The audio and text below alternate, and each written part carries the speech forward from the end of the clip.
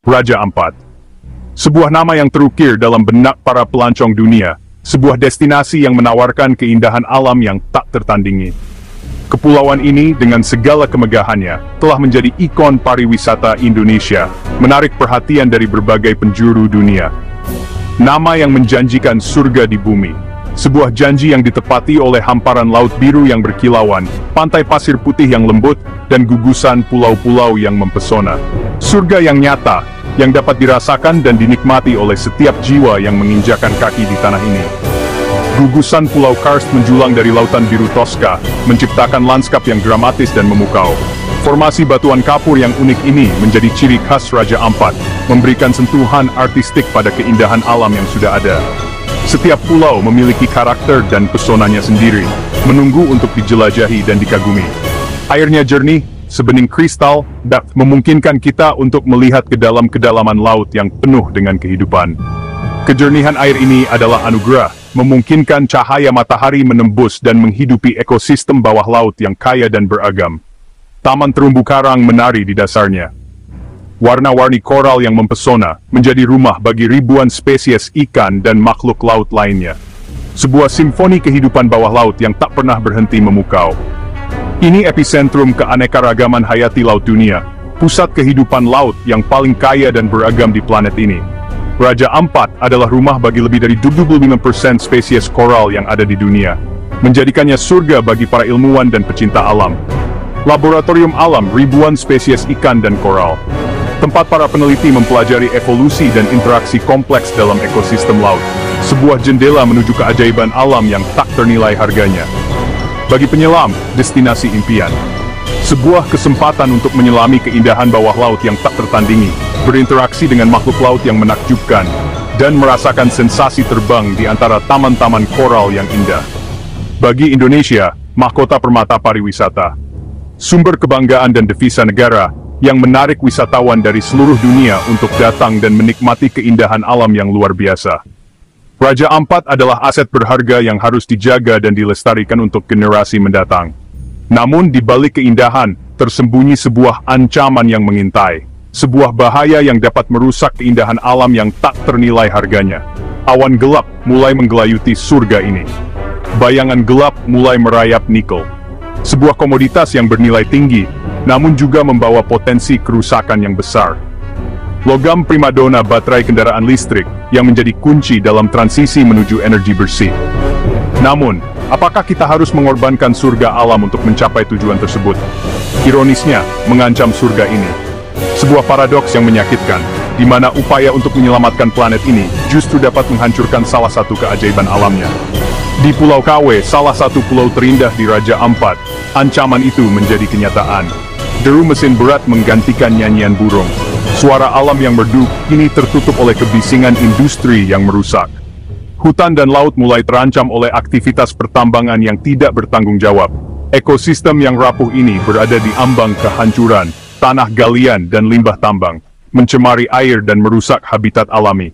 Dunia memuji Raja Ampat, mengakui keindahan dan keunikan alamnya. Pemerintah mempromosikan wisata, menarik wisatawan untuk datang dan menikmati keajaiban Raja Ampat. Tapi pintu eksploitasi dibuka lebar. Sebuah ironi yang menyakitkan, di mana upaya untuk mempromosikan pariwisata justru dapat menghancurkan daya tarik utamanya. Izin tambang diterbitkan, memberikan lampu hijau bagi perusakan lingkungan. Seolah keindahan bisa dikorbankan demi kepentingan ekonomi jangka pendek, demi keuntungan sesaat. Apakah kita rela menukar keindahan abadi dengan keuntungan sesaat? Dua wajah Raja Ampat, kontras yang mencolok antara keindahan alam yang mempesona dan kerusakan lingkungan akibat pertambangan. Surga dan neraka kini bertetangga, berdampingan dalam harmoni yang terganggu. Dipisahkan selembar surat izin. Sebuah dokumen yang memiliki kekuatan untuk mengubah takdir sebuah surga. Pertanyaannya, wajah mana yang akan kita biarkan menang? Pilihan ada di tangan kita. Apakah kita akan menyaksikan surga terakhir ini berubah jadi lahan kritis? Apakah kita akan membiarkan keindahan alam yang tak ternilai harganya lenyap begitu saja? Atau kita akan berdiri dan berkata, cukup? Apakah kita akan bersatu untuk melindungi Raja Ampat dari kehancuran? Pertarungan untuk Raja Ampat adalah pertarungan untuk masa depan planet ini. Adalah pertarungan untuk jiwa Indonesia.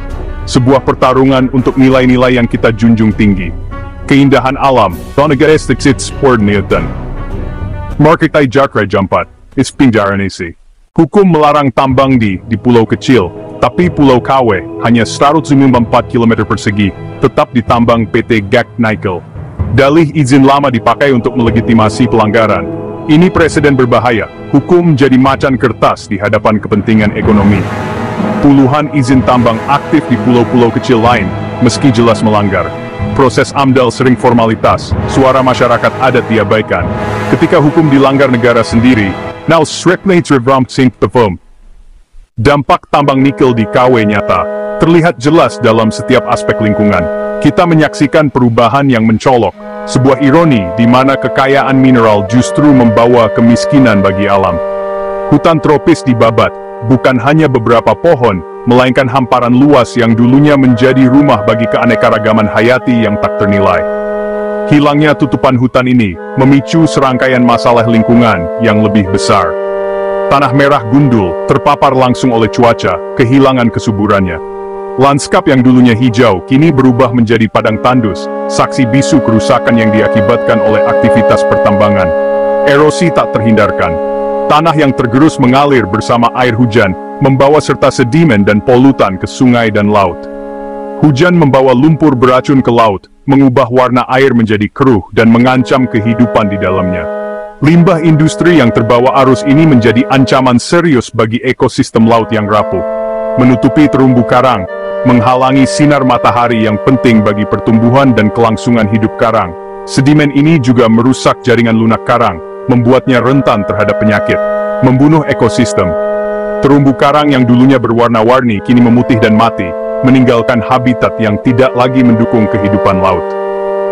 Data konservasi. Tutupan karang sehat menurun drastis di sekitar tambang. Angka-angka ini bukan sekadar statistik, melainkan cerminan dari kerusakan nyata yang terjadi di bawah permukaan laut. Karang mati, kehilangan warna dan kehidupan. Struktur yang dulunya kokoh, kini rapuh dan mudah hancur. Ikan pergi, mencari tempat yang lebih aman dan bersih untuk hidup. Rantai makanan terputus, dan keseimbangan ekosistem terganggu. Nelayan, kehilangan penghidupan. Sumber daya laut yang dulunya melimpah, kini semakin menipis, membuat mereka kesulitan untuk memenuhi kebutuhan keluarga. Rantai makanan laut terganggu, dari plankton hingga ikan besar, semua terkena dampak. Jaring-jaring kehidupan yang kompleks ini menjadi rapuh dan terancam punah. Pariwisata terancam. Keindahan bawah laut yang dulunya menarik wisatawan kini memudar, membuat industri pariwisata lokal meredup. Kerusakan ini bisa permanen. Bekas luka yang akan sulit disembuhkan. Generasi mendatang mungkin tidak akan pernah bisa menyaksikan keindahan terumbu karang yang pernah ada. Memulihkan karang butuh puluhan tahun, jika pencemaran dihentikan total. Upaya restorasi adalah harapan, tetapi prosesnya lambat dan membutuhkan komitmen jangka panjang. Racun logam berat mengendap, mencemari sedimen dan air laut. Zat-zat berbahaya ini dapat terakumulasi dalam tubuh biota laut dan membahayakan kesehatan manusia yang mengonsumsinya. Meracuni biota laut lintas generasi. Dampaknya tidak hanya dirasakan oleh makhluk hidup saat ini, tetapi juga oleh keturunan mereka di masa depan. Yang dipertaruhkan bukan sekadar keindahan, melainkan juga keberlanjutan ekosistem yang vital bagi kehidupan. Tapi sistem kehidupan ribuan tahun. Terumbu karang adalah warisan alam yang tak ternilai harganya, yang seharusnya kita jaga dan lestarikan untuk generasi mendatang. Harga yang terlalu mahal untuk dibayar. Kerusakan lingkungan ini akan berdampak jangka panjang pada ekonomi, sosial, dan kesehatan masyarakat. Apakah kita rela kehilangan semua ini demi nikel? Pertanyaan ini menuntut refleksi mendalam tentang nilai-nilai yang kita anut dan masa depan yang ingin kita bangun. Di balik izin tambang bermasalah, ada jejaring penguasa dan pengusaha. Pejabat yang seharusnya mengawasi, justru terlibat konflik kepentingan dengan perusahaan tambang. Oligarki tambang menguasai kebijakan, lobi politik dan dana besar untuk melanggengkan izin. BUMN seperti PT Gak Nickel, anak usaha Antam, justru jadi aktor utama pelanggaran. Logika korporasi mengalahkan keberlanjutan dan hukum. Negara menambang di tanah sendiri, merusak aset bangsa. Pejabat yang seharusnya melindungi rakyat, justru bersekongkol dengan korporasi. Pembangunan untuk siapa, dan dengan biaya apa? Raja Ampat, surga tersembunyi di timur Indonesia, kini menghadapi tantangan serius.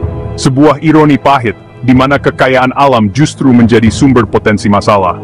Raja Ampat menghadapi kutukan sumber daya alam. Kekayaan alam yang seharusnya mensejahterakan, justru berubah jadi bencana. Bencana ekologis, bencana sosial, dan bencana ekonomi yang mengintai di balik keindahan Raja Ampat.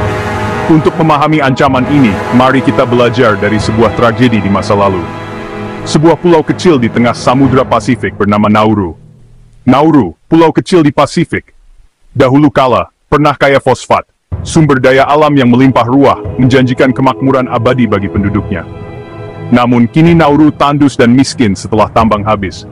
Kekayaan alamnya telah ludes, meninggalkan luka yang menganga di lanskap dan masyarakatnya.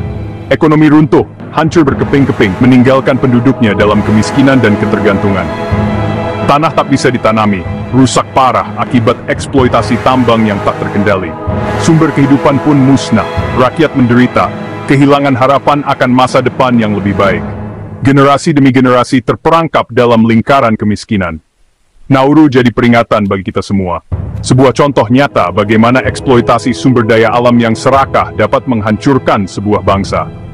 Eksploitasi tanpa visi jangka panjang, tanpa mempertimbangkan dampak lingkungan dan sosial, berujung pada kehancuran. Sebuah pelajaran pahit yang harus kita ingat. Pola di Raja Ampat mirip dengan apa yang terjadi di Nauru. Potensi eksploitasi sumber daya alam yang menggiurkan, namun dengan risiko kerusakan lingkungan yang sangat besar. Pulau kecil, ekosistem rapuh, rentan terhadap perubahan dan kerusakan akibat aktivitas manusia. Dieksploitasi demi keuntungan sesaat tanpa memikirkan konsekuensi jangka panjang bagi lingkungan dan masyarakat setempat. Jika dibiarkan, tanpa tindakan pencegahan dan pengelolaan yang bijaksana, kita menukar warisan alam yang tak ternilai harganya dengan kerusakan abadi yang tak mungkin diperbaiki. Apakah kita mau mengulang tragedi Nauru yang memilukan di Raja Ampat? Apakah kita rela melihat surga ini hancur demi keuntungan sesaat? Pilihan ada di tangan kita. Masa depan Raja Ampat, kelestarian alamnya, dan kesejahteraan masyarakatnya bergantung pada keputusan yang kita ambil hari ini. Masyarakat adat Raja Ampat punya benteng Sasi. Sasi, larangan adat mengambil hasil alam dalam waktu tertentu, menjaga ekosistem tetap lestari. Aturan ini dipatuhi kolektif, diawasi masyarakat sendiri, efektif selama berabad-abad. Sasi ajarkan ambil secukupnya, beri waktu alam pulih. Kini Sasi jadi model perlawanan terhadap tambang, tanah dan laut di Sasi dari aktivitas perusak. Meski berhadapan dengan kekuatan modal dan hukum, Sasi tetap simbol perlawanan budaya dan pelukis. Suatu Fanimesi Franjutan. Perlawanan masyarakat adat bukan sekadar tradisi, tapi aksi nyata. Mereka tahu yang dipertaruhkan bukan hanya lingkungan, tapi identitas dan sumber hidup. Berhadapan dengan korporasi raksasa dan aparat, suara mereka sering dibungkam. Protes damai diabaikan. Konsultasi publik hanya formalitas. Aspirasi mayoritas diabaikan. Janji lapangan kerja dan CSR memecah belah komunitas. Namun perlawanan tak pernah padam. Perempuan adat di garda terdepan, membangun jaringan hingga internasional. Kisah mereka, potret heroisme tengah ketidakadilan. Pemerintah terjebak narasi dilema, investasi atau konservasi. Nikel dipromosikan demi pertumbuhan ekonomi, tapi Raja Ampat juga dijual sebagai ikon pariwisata dan konservasi. Kebijakan jadi skizofrenik, satu kementerian dorong wisata, lainnya keluarkan izin tambang. Perlindungan lingkungan dan hak adat sering dikorbankan demi modal. Aparat negara lebih sering jadi penjaga kepentingan korporasi. Ini bukan dilema, tapi pilihan sadar keuntungan segelintir atau keberlanjutan bangsa. Pembangunan sejati menjaga harmoni ekonomi, sosial dan ekologi. Raja Ampat adalah warisan dunia, laboratorium alam, simbol keindahan Indonesia. Kehancurannya bukan masalah lokal, tapi tanggung jawab kita semua. Saatnya berhenti jadi penonton, sebarkan kesadaran, gunakan media sosial, tunjukkan dua wajah Raja Ampat. Tekanan publik bisa memaksa perubahan kebijakan. Tuntut akuntabilitas, cabut izin tambang ilegal, usut konflik kepentingan, dukung masyarakat adat. Menjaga Raja Ampat adalah menjaga Indonesia. Ini pertarungan antara ekstraksi merusak dan pembangunan berkelanjutan. Mari jaga Raja Ampat, demi masa depan Indonesia yang lebih baik.